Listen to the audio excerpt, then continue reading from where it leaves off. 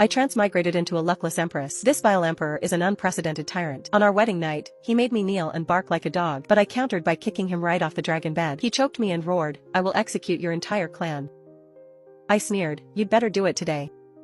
Otherwise, I'll make you call me daddy one day." The next day, I went to pay my respects to the Empress Dowager. I had 2 huge dark circles under my eyes. Last night, I was at a standoff with Xiaoyan. That bastard, for half the night, he didn't gain anything, but I didn't sleep well either. The Empress Dowager is a lady in her 50s, well-maintained for her age, but with a mean look in her eyes. She was my cheap father's legal wife. Naturally, she couldn't stand the sight of me. The Empress worked hard serving the Emperor last night. Sharing His Majesty's burdens is my duty.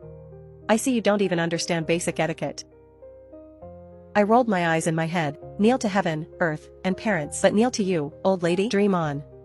But on the surface, I acted terrified. It was my oversight. I was about to go through the motions of bending my knees, when a voice came from outside the hall. Xiaoyan strode in with a smile. A million swear words crossed my mind.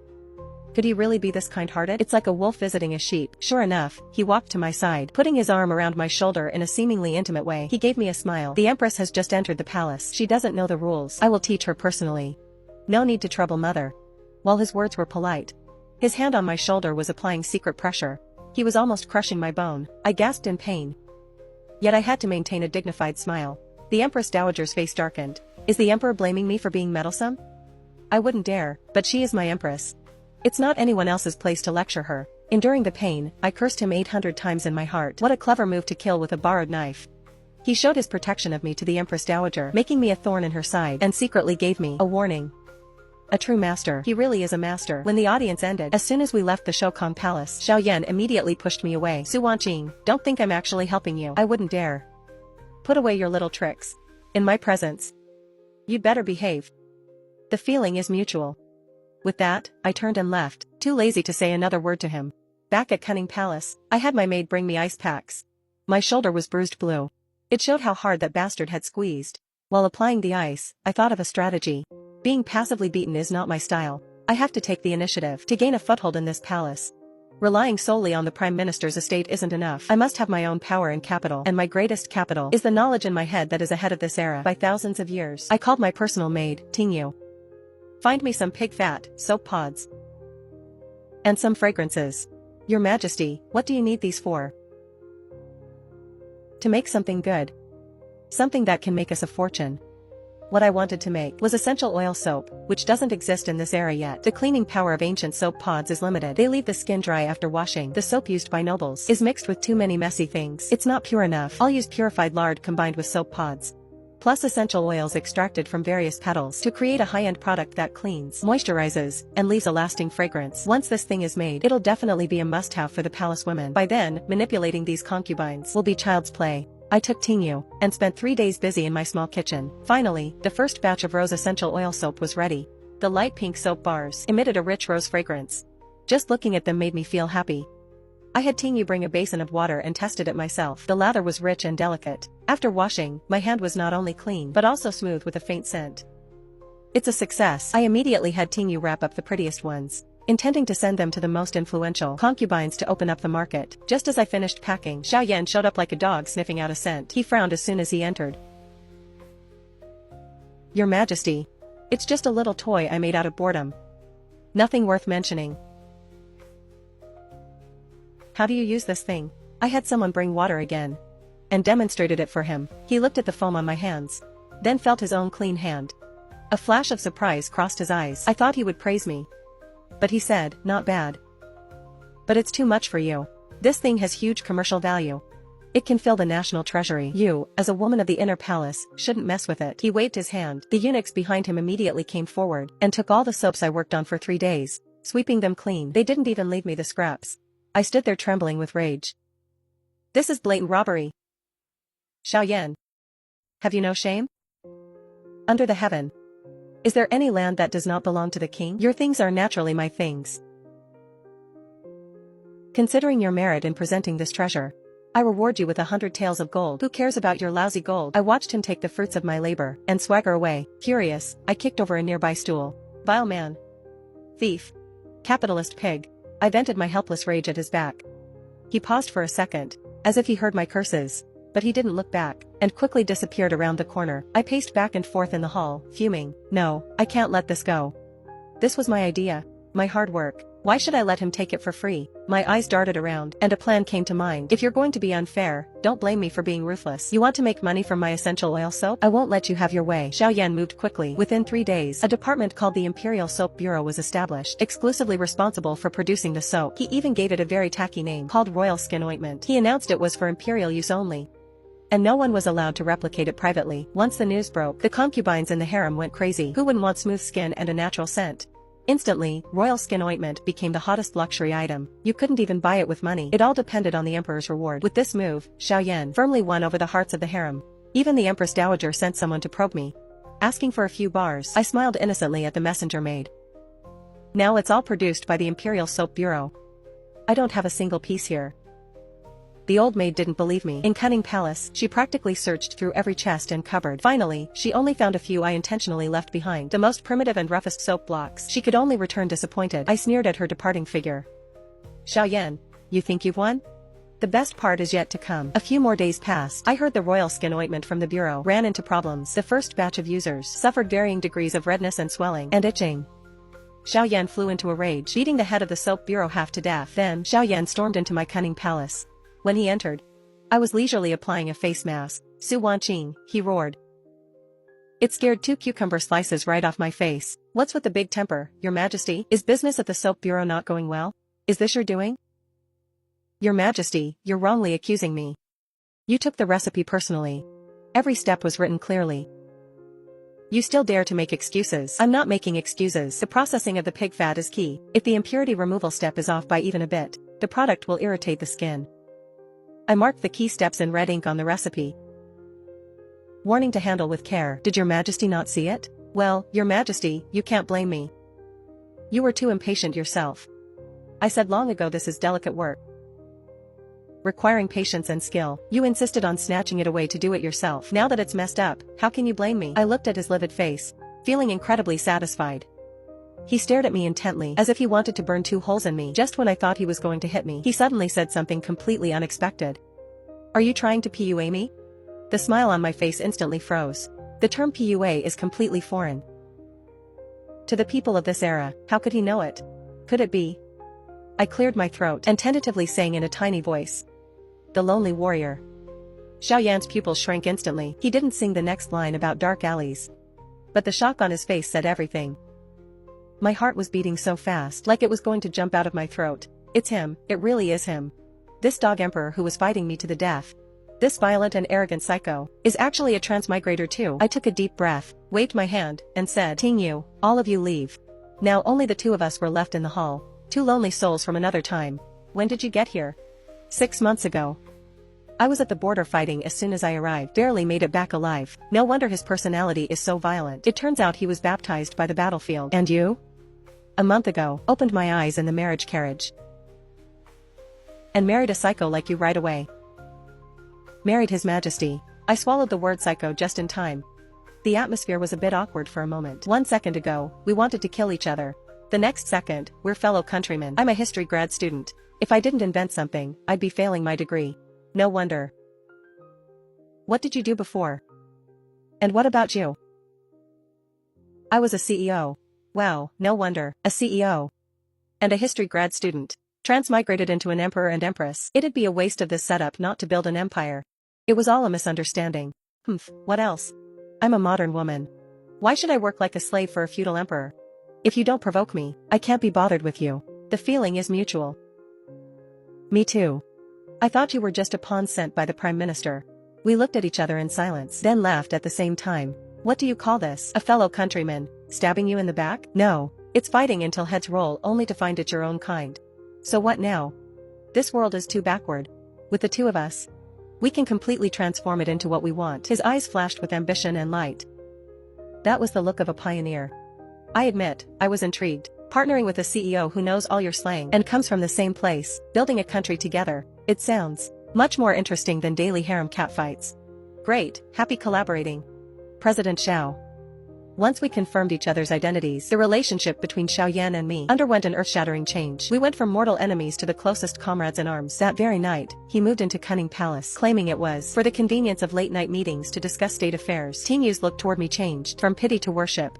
She probably thought my methods were so superior that I managed to tame a psycho-emperor so quickly. I didn't bother to explain. Xiaoyan and my first late-night meeting was held in my bedchamber. The biggest problems currently are official corruption and land annexation. Those regional governors, I've wanted to deal with them for a long time. It's not easy to move against them, they're deeply rooted. You've just ascended the throne. Your foundation isn't stable. It could easily cause an uprising. That's why I need you. You're a history student. You should understand these things better than me. Boiling a frog in lukewarm water. How so? First, promote our own people, divide their power, then kill one to warn the 100. Let's start with Qingzhou. The governor of Qingzhou, Wang Meng, is boundlessly greedy, making life miserable for the people. Getting rid of him will only make the people cheer, create public momentum, collect evidence of his crimes, and turn them into catchy stories for storytellers to spread. Once his reputation is ruined, arrest him with an imperial decree, follow the people's will, distribute his wealth to the commoners. This way, you not only eliminate a corrupt official but also win over the hearts of the people and intimidate other governors. What a brilliant plan. Isn't this just crisis PR? And positive marketing from our era? Roughly the same idea. The two of us hit it off immediately, working through the night to formulate a detailed plan, from who to send as an undercover agent to how to guide public opinion and the distribution of assets after confiscation. Every detail was repeatedly scrutinized. By the time we finished discussing, it was almost dawn. I yawned, exhausted. Alright, President Xiao, let's stop here for today. I'm going to sleep. Good work.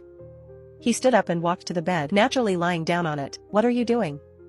Sleeping. If you sleep here, where do I sleep? I'm 24, you know. Well, I have no interest in a flat figure anyway. Go sleep on your dragon bed, ha ha ha. Although I really wanted to kick Xiaoyan out, considering we are allies now. I endured it. The final result was, I drew a line in the middle of the bed, strictly forbidding him from crossing. He followed the rules, and the night passed peacefully. The next day, the first step of our joint venture officially launched. Under the guise of observing the people's situation, Xiaoyan sent a newly promoted commoner official, Li Qing, to Qingzhou. On the surface, he was checking post-disaster reconstruction, but secretly, he was gathering evidence against Wang Meng. At the same time, I had Tingyu contact the capital's largest storytelling tea house and gave them the script of Governor Wang's 10 major crimes we wrote overnight. I sent it over. To increase the spread, I specially added some scandalous details, like Wang Meng abducting a civilian woman and driving her husband to ruin. The public loves this kind of story. Sure enough, once the stories came out, they caused a sensation in the capital. Within a few days, it spread through every street and alley. Even the concubines in the harem were whispering about it in private. The Empress Dowager called me over. And indirectly asked me if the emperor was going to move against the noble families, because that Wang Meng is a distant relative of her maternal family. I pretended to be completely ignorant. Mother, you worry too much. His Majesty only cares about the people, so he sent someone to check. As for the rumors outside, they are just fabrications by lowlifes, not to be taken seriously. She was half convinced, but seeing my calm attitude, she couldn't find any faults. She could only warn me, Empress. Don't forget you are also a daughter of a noble family. We rise together. And fall together. I sneered in my heart, old lady, your era is about to pass. A month later, Li Qing returned to the capital, bringing back a thick pile of Wang Meng's evidence of corruption and abuse of power, along with a blood petition from 10,000 Qingzhou citizens. Xiaoyan immediately in the court, in front of all civil and military officials, read out Wang Meng's crimes. The court was in an uproar. Several officials close to Wang Meng wanted to step forward to plead for him. Xiaoyan directly threw the blood petition down from the dragon throne. Wang Meng, as an imperial official, receiving the state's salary but disloyal to the emperor's affairs, oppressing the people, committing heinous crimes. Guards, pass my decree. Strip Wang Meng of all official ranks, confiscate his property, and behead him at the Meridian Gate in 3 days. His confiscated wealth will be entirely used for Qingzhou's reconstruction and distributed to the victimized citizens. Once the decree was issued, the entire court fell silent, especially those officials who also had dirty hands. All of them turned pale. I knew our first step was a success. After the court session, Xiaoyan returned to Cunning Palace. Wanqing, we did it. Haha, don't get happy too early. This is only the beginning. By moving against Wang Meng, you've touched the Empress Dowagers and the old officials' interests. They won't just let it go. As expected, that afternoon, the Empress Dowager fell ill. Lying in bed, weak and powerless, she summoned Xiaoyan. Xiaoyan and I looked at each other, knowing exactly what was going on. The drama has begun. Xiaoyan and I went to Shokong Palace together. As soon as we entered, we smelled a heavy scent of medicine. The Empress Dowager lay on the bed, her face sallow. A circle of weeping concubines knelt beside her. Leading them was Concubine Li, whose face swelling had subsided. Seeing us enter, Concubine Li was the first to speak, in a tearful voice. Your Majesty, you're finally here. Mother, she's barely holding on. Emperor. Are you? What are you saying, mother? Wang Meng, though he was wrong, his crime shouldn't lead to death.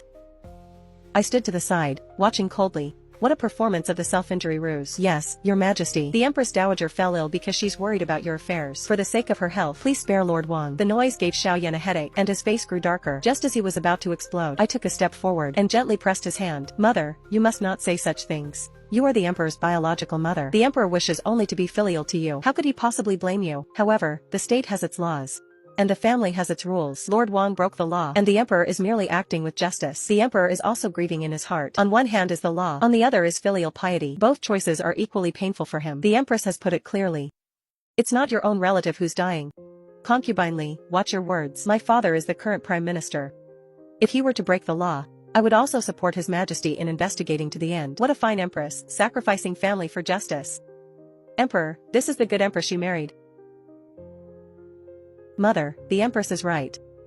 Our kinship is severed. Whoever dares to plead for Wang Meng again will be treated as an accomplice. His voice wasn't loud, but it was filled with an unquestionable authority. Concubine Li was so scared that she knelt on the ground, trembling, not daring to speak. The Empress Dowager was so angry she couldn't catch her breath and fainted directly. Shokong Palace immediately fell into chaos. Xiaoyan and I looked at each other. We won this battle again. The Empress Dowager's illness came fast and went fast. After Wang Meng was beheaded in public, she could get out of bed the very next day. But the way she looked at me was like poison. I knew the grudge was fully formed.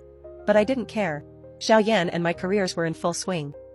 Executing Wang Meng deterred the whole court. We struck while the iron was hot and issued a series of new policies. First, new regulations for official evaluations, introducing the KPI system. Evaluations would be held every year. Those who failed to meet standards would be demoted. Those failing for 3 consecutive years would be dismissed. Second, the promotion of the curved shaft plow. This thing is the crystallization of Chinese wisdom. It can greatly improve farming efficiency. I drew the blueprints. Xiaoyan ordered them to be publicized, produced day and night, and promoted nationwide. Third, water conservancy repairs, and establishing a unified granary system managed by the state. To prepare for emergencies, I drafted the frameworks for these policies, and Xiaoyan was responsible for the final decisions and implementation. One managed the internal, the other the external. We worked together seamlessly. The first thing he did every day after court was to come to Cunning Palace to hold a meeting with me. We often argued over the details of a policy until we were red in the face. No, compulsory education absolutely cannot be implemented at this stage. If we take too big a step, we'll overstretch ourselves. Then what do you suggest? Without enlightenment, they will always just be a group of ignorant people. How can we achieve national prosperity? We can start with a pilot program. I'll compile the textbooks, starting from basic enlightenment, then adding mathematics, physics, and chemistry, step by step. Wait, you can even write textbooks?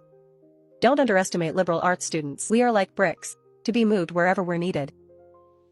Fine, I'll listen to you, Teacher Su. Our relationship, through these daily battles side by side, was quietly undergoing a change. We were no longer enemies at each other's throats, nor were we just simple partners. We were more like comrades starting a business together, supporting each other and trusting each other. When he was angered by those old fossils until his blood pressure skyrocketed, I would bring him a cup of my special chrysanthemum tea to help him cool down. And when I stayed up late, writing plans, he would silently drape a coat over my shoulders. Even though he was still cheeky with his words, I knew something between us had changed. Until that night, we once again had a meeting late into the night to discuss the reform of the salt and iron monopoly. This was a tough nut to crack. It touched the interests of too many noble families. We argued for a long time without finding a perfect solution. Both of us were a bit tired.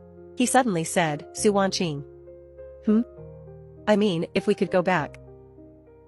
Would you still want to go back? My movements paused. Go back? Back to that modern society with air conditioning, Wi-Fi, and food delivery? It would be a lie to say I didn't want to, but we can't go back. We both knew that in our hearts. Transmigration is a chance encounter that can't be forced. Being able to live another life is already a huge stroke of luck. It's pretty good here too. Here, we can do many things we couldn't do before. Yeah. For example, being Emperor and Empress. Under the moonlight, his profile was incredibly soft. He suddenly turned his head and looked at me seriously. Su Wanqing, stay by my side. Be my real Empress. Okay, Su Wanqing? Stay by my side, be my real Empress. Okay? My heart skipped a beat. Was he confessing? I admit, I panicked. Between me and Xiaoyan, it had always been a pure revolutionary friendship. I treated him as a partner, a CEO, and a comrade. I never thought about treating him as a husband. You must be drunk, right? I'm not drunk. I'm serious. Su Wanqing, I like you. Not because you're my partner. Not because you're smart and capable. Simply because Xiaoyan likes Su Wanqing. My face turned red instantly. In 2 lifetimes, this was the first time someone confessed to me so bluntly, and it was an emperor. My mind went blank. Completely unsure of how to react. I'm going to sleep. I almost fled in a panic. and buried myself under the covers. I could feel my heart beating like a drum. Xiaoyan didn't chase after me, he just let out a soft sigh outside. Think about it carefully. I'll wait for your answer. I had insomnia that night. I tossed and turned, my head full of Xiaoyan's words. Do I like him? I didn't know, I only knew that when I was with him. I was very relaxed and very happy. We spoke the same language and had the same goals. We were the people who understood each other best in this world. Is this feeling love? The next day, with dark circles under my eyes, I didn't dare to look into Xiaoyan's eyes. He, however, acted as if nothing had happened and came to see me for a meeting as usual. Xiaoyan, let's talk about personal matters. Okay. Why do you like me? I have a bad temper. And I've even kicked you. Because you are real. You lose your temper in front of me. Argue with me until your face is red, and also hand me tea when I'm tired. You aren't like those puppets who only know how to vie for favor. You are a living, breathing person. That kick you gave me was actually quite cool. I've thought it over. We can give it a try. I'm not saying I like you yet, but I'm willing to give us a chance. Xiaoyan's eyes lit up instantly. He jumped up and pulled me into his arms. You won't regret it. His embrace was very warm, carrying a faint scent of ambergris. I leaned against his chest, listening to his strong heartbeat, suddenly thinking this wasn't so bad after all. Just then, a sudden rush of footsteps came from outside the hall. Your Majesty, Your Highness, this is bad. Don't, get out. Urgent report from 800 miles away. 300,000 Beatty troops are at the border. Your Majesty, Your Highness, this is bad. Get out. An urgent report from 800 miles away. 300,000 Beatty troops have reached the city gates. Xiaoyan's and my expressions changed simultaneously. What was bound to come has arrived. The Beatty are a nomadic people from the north, brave and skilled in battle. They have always been a major threat to Dazhou. Xiaoyan had been fighting them at the border years ago. Who knew that just as we stabilized the interior, they would attack? Xiaoyan and I immediately rushed to the imperial study. Several ministers from the Ministry of War were already waiting, each looking grave. What's the situation? Your Majesty, the 300,000 elite Beatty cavalry have already broken through Yanmen Pass. General Zhang, the defender, has died in battle. General Zhang was a veteran who had fought side by side with him at the border. He was loyal and courageous. His death was a huge blow to Xiaoyan. Panic spread throughout the court.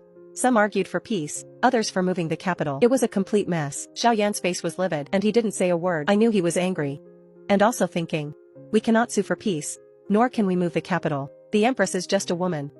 What does she know about national affairs? 300,000 Beatty troops. What will we use to sue for peace? Land? Money? Or women? Feeding a wolf. It will only find you weak and easy to bully, and ask for more next time. Moving the capital is an even more cowardly move. The Son of Heaven guards the gateway to the state. If the king dies for the country, it inspires the people. Otherwise, Dazhou is not far from collapse. The Empress is right. In my Dazhou, there are only kings who die in battle, not emperors who surrender. I have decided to lead the campaign personally. Your Majesty, please reconsider. Su Wanqing. After I leave, you will supervise the state, handle the court affairs for me. I trust you. He placed the entire country in my hands. What an immense level of trust. I obey your command. Please take care, Your Majesty. I and the thousands of citizens will wait for your victory in the capital. Wait for my return. Xiaoyan set out. He took half of the capital's imperial guard and his most trusted generals. The vast palace and the vast country were now resting on my shoulders alone. I had no time for sorrow or fear. I quickly stepped into the role of the regent empress. First thing, stabilize the rear. I ordered the whole country to enter a state of war. Hoarding military supplies was strictly forbidden, as was price gouging. Violators would be executed.